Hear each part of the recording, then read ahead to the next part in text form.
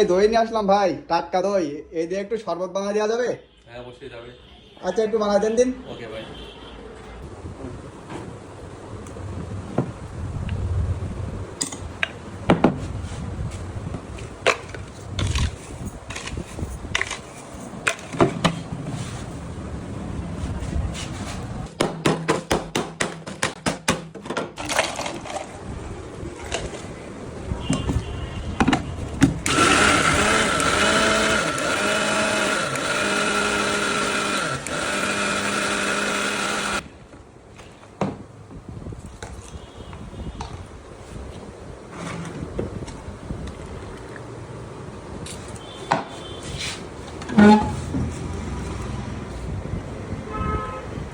ও দর্শক দেখুন, সে লাচ্ছি হয়ে গেল, কিন্তু স্পেশালি বানিয়ে নিলাম। আপনারা তো খান, আর আমি স্পেশালি বানিয়ে নিলাম বাইরে থেকে দই দিয়ে। ভাই এটা ভালো লাগবে তো?